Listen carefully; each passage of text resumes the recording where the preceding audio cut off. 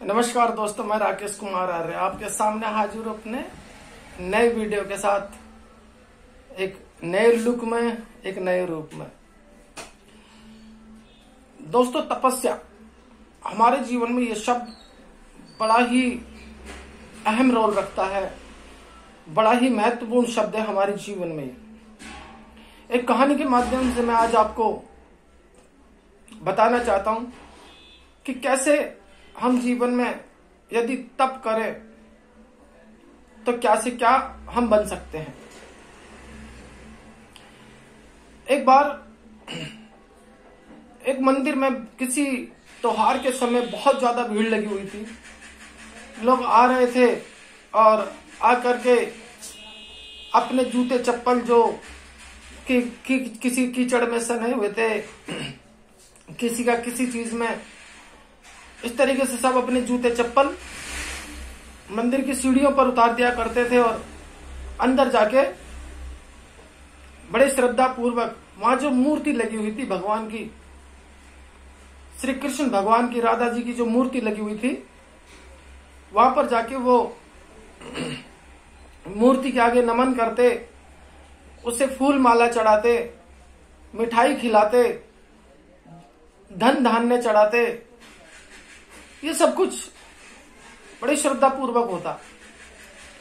मेला लगा हुआ था, भीड़ लगी हुई थी, हजारों की तादाद में ये सिलसिला दिन भर चलता रहा। लोग आते रहे और मत्था टेकते रहे। धीरे धीरे समय बढ़ा, रात हुई। रात होते होते होते श्रद्धालु कम होते चले गए और जब रात पूरी हो गई, करीब रात को 1-2 जब बज गए, तो अचानक मंदिर की जो सीढ़ी थी उसमें से आवाज आई और उसने आवाज लगाई अंदर जो मूर्ति थी उसको, और उसको बोला मूर्ति को कि तू भी पत्थर की और मैं भी पत्थर की। लेकिन लोग मेरे पास आते हैं, मेरे ऊपर ये ना जाने कैसे कैसे गंदी चप्पलें उतार जाते हैं, जूते उतार जाते हैं। बहुत से लोग तो जूते चप्पल उतार उतार के झाड़ते हैं, मारते हैं। देखो ना, तुम्हें लोग फूल माला चढ़ा रहे हैं, तुम्हें मिष्ठान खिला रहे हैं, धन माया तुम्हारे ऊपर चढ़ाई जा रही है। लेकिन ये तो गलत बात है। मेरे साथ ऐसा दुर्व्यवहार क्यों? तुम भी पत्थर की और मैं भी पत्थर की। तो भगवान की मूर्ति में सब आ जाई कि बहन, बात तो ठीक है कि तुम और मैं दोनों ही पत्थर के बने हैं, लेकिन फर्क है। फर्क किस चीज का है? फर्क है तपस्या का। तूने तपस्या नहीं करी और मैंने तपस्या करी, बस इतना ही फर्क है। सीढ़ी ने पूछा क्या मतलब? कि जब यह मंदिर बनाया जा रहा था उस टाइम पे मुझे भी लाया गया एक पत्थर के रूप में और तुम्हें भी लाया गया एक पत्थर के रूप में। लेकिन जब तुम्हारे ऊपर छेनी हथौड़े चले तो तुम वह दर्द सहन ना कर सकी और तुम्हारे भीतर कई जगह से दरार आ गई।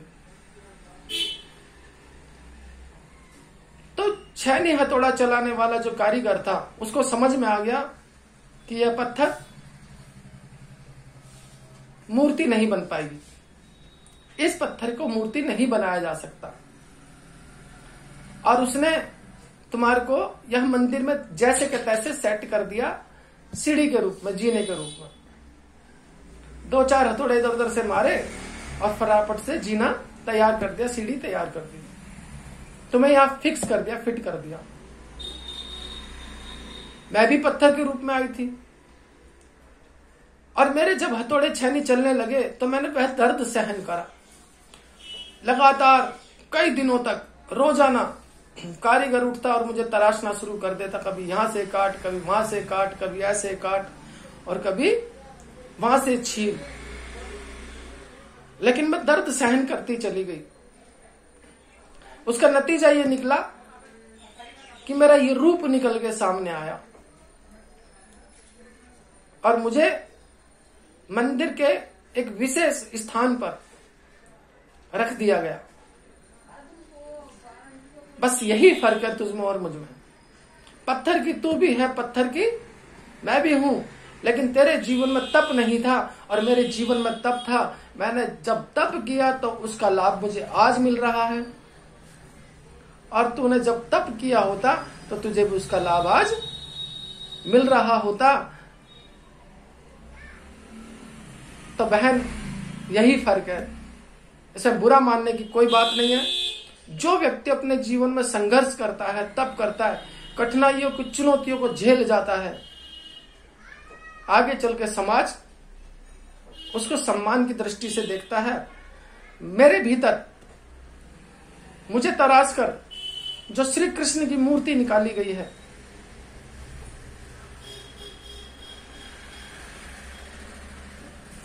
एक जीवन, एक संघर्ष उस कृष्ण के जीवन में भी तो रहा।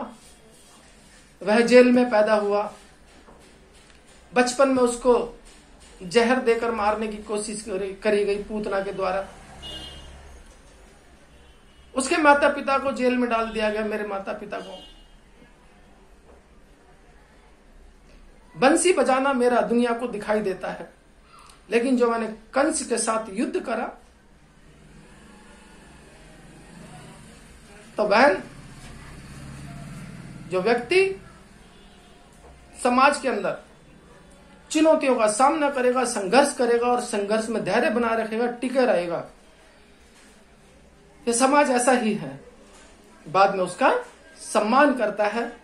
बुरा मानने की कोई आवश्यकता नहीं है।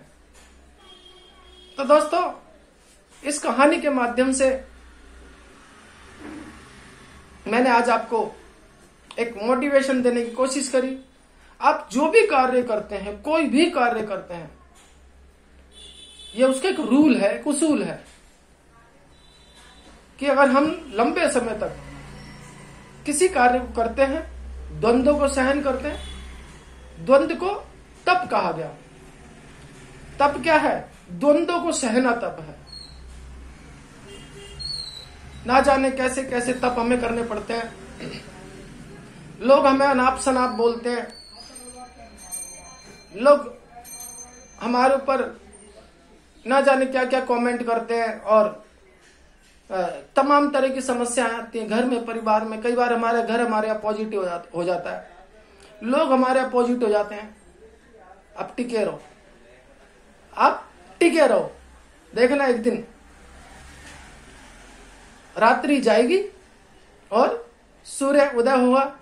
इसी विश्वास के साथ कि शायद आपको मेरी इस कहानी से मोटिवेशन मिला हो कुछ। आप सभी का धन्यवाद। नमस्ते।